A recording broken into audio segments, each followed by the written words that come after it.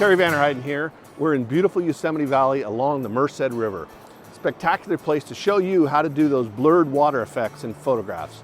So you do need one thing. You're going to need that tripod. So get that out and I'm going to show you how to do it.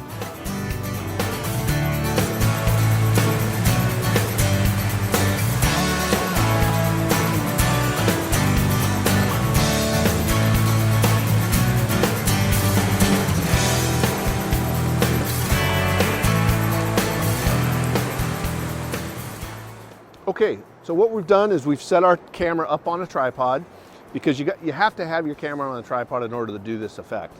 But notice the scene that we're looking at. The scene that we're looking at is under very even lighting. This is not something you want to do with real spotty lighting, or you can wait till the sun goes down, it makes it nice and even, or on an overcast day, that works pretty good. You got nice even lighting. The only thing that's moving in this shot is going to be the water. So if your camera is locked down and we're shooting that rock with the ice, the water that's swirling around it, all that water is going to be blurred, but everything else is going to be tack sharp. So the couple things you got to remember. First thing is you want to start at about 1/4 of a second on your shutter speed. So set it at 1/4 of a second and see if that's going to work great. And what's nice is you can look at this stuff on your digital camera. You can look at the back and decide whether 1/4 of a second is good, or do you need to put it down to 1/2 a second or a full second.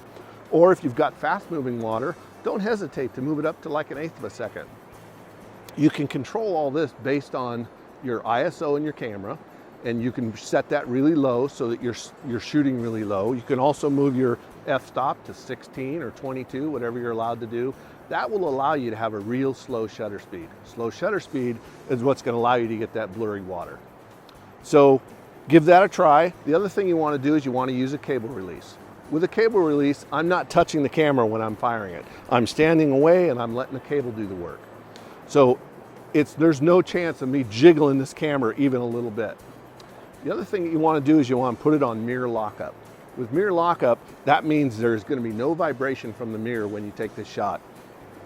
You take the picture, the mirror comes up, and then on the second shot, fires the shutter. And it's really great because you're not touching the camera at all.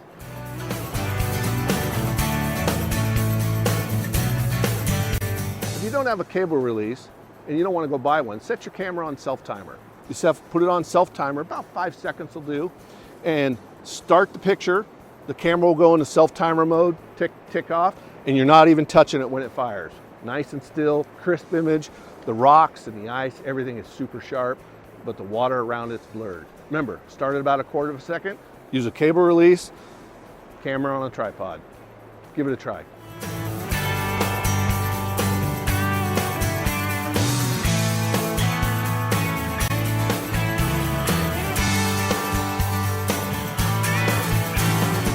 If you're in a situation where it's really bright sun and you still want to get this effect, then you've stopped down your camera as low as it'll go with the slowest shutter speed you can get and it's still not low enough, then you're going to need a neutral density filter, and I'll show you in another video how to use that.